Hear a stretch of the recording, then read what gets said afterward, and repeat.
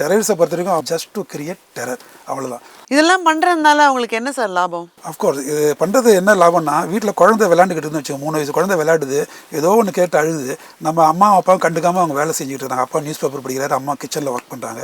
அந்த குழந்தை என்ன பண்ணணும்னு நினைக்கிறீங்க? கண்டுக்காமல் நீங்கள் இருந்தீங்க, அந்த குழந்தை என்ன பண்ணும்?